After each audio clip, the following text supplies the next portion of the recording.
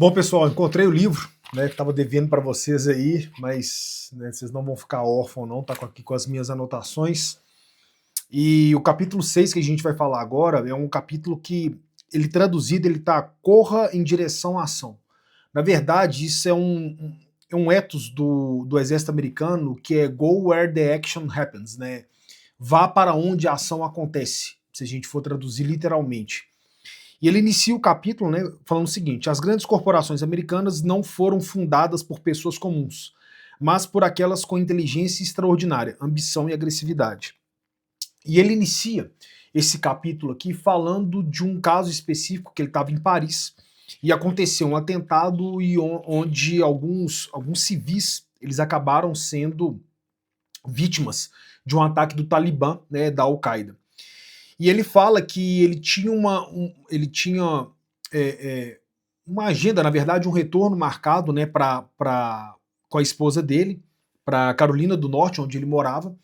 E quando o coronel entrou na sala dele, pegou o mapa, mostrou tudo para aquilo, ele sabia exatamente o que ele tinha que fazer. Ele ligou para a esposa dele e quando a esposa dele atende, fez um longo silêncio e a esposa dele, né, estava esperando ele voltar. E aí a esposa dele vira e fala: você não vai vir, né? Aconteceu alguma coisa. E aí ele falou: realmente, não vou poder voltar e eu preciso de ir para a missão.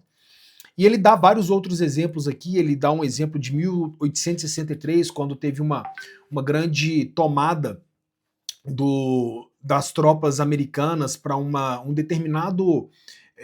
determinada ação específica, e que um dos generais ele viu que a tropa dele estava perdendo essa batalha e esse general desembanhou a espada e foi em direção à luta da tropa e que fez com que toda a tropa fosse atrás dele.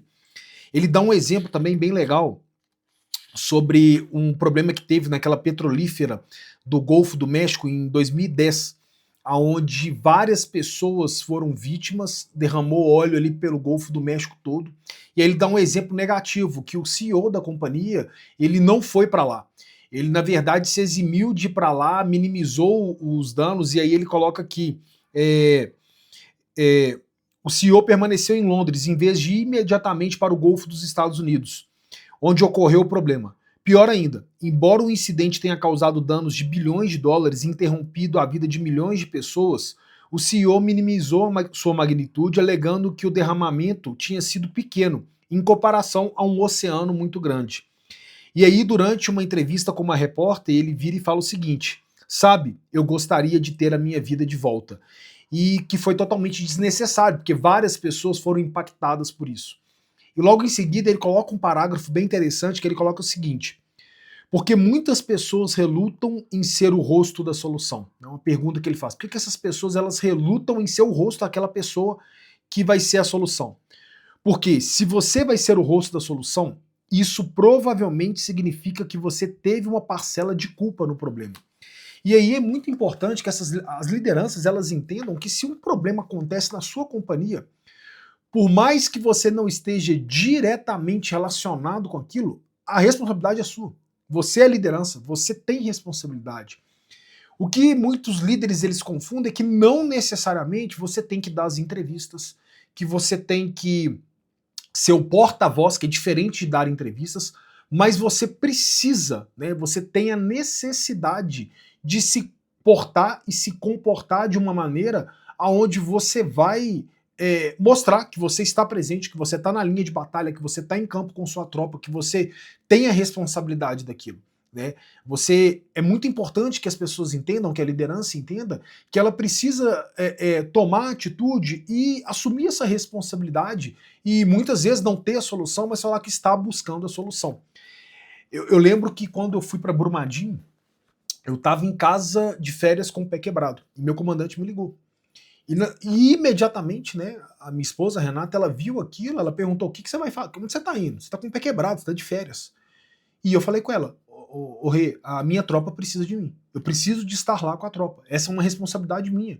Eu sou o comandante da companhia de busca e salvamento. Eu sou responsável por todas as operações de desastres em Minas Gerais. Eu tenho que ir.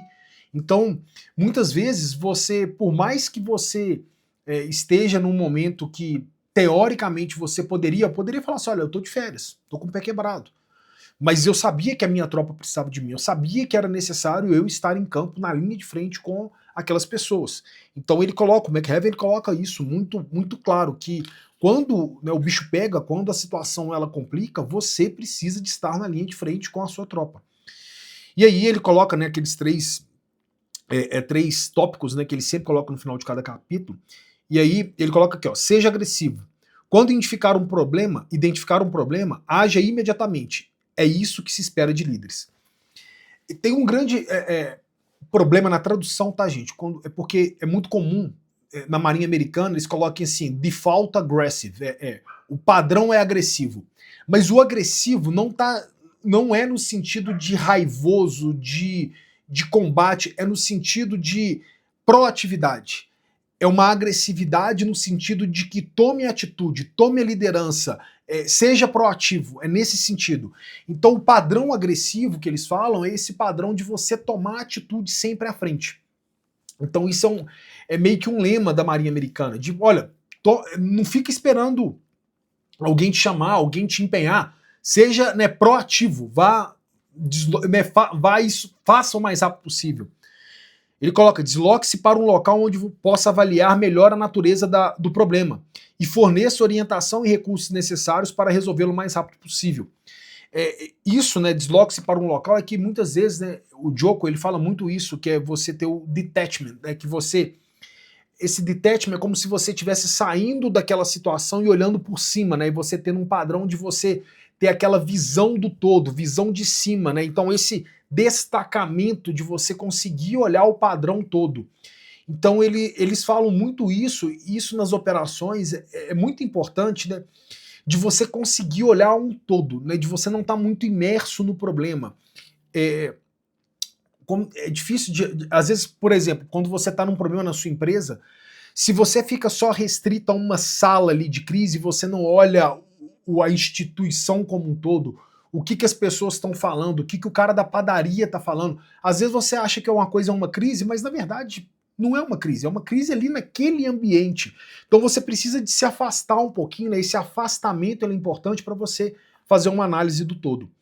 E comunique sua intenção a cada passo do caminho, né?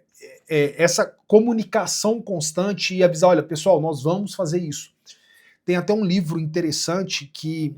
Deixa eu ver se ele tá aqui. Aqui, ó. Coincidentemente estava lendo ele, revendo alguns conceitos que vale muito a pena vocês verem também. Esse daqui, ó, esse barco também é seu.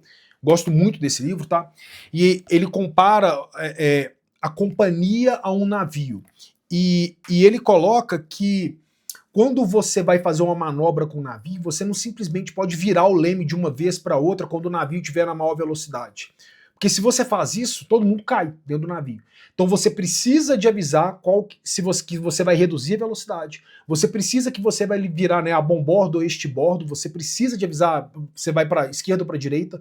Você precisa de avisar a sua tripulação, a sua tropa, qual que é o movimento que você vai fazer. Avisar a sua tropa desse movimento é importante para que todo mundo esteja atento aos eventuais problemas que podem acontecer. Então é isso que ele coloca aqui, essa comunicação com clareza, ela é muito importante para que a gente consiga, para que toda a sua tropa eles estejam caminhando no mesmo caminho que você, né? Que eles estejam no mesmo caminho que você, que eles estejam nessa mesma caminhada, nesses mesmos passos e que você não surpreenda eles. Beleza? Então daqui a pouco a gente vai para o capítulo 7, achei o livro, então fiquem bem.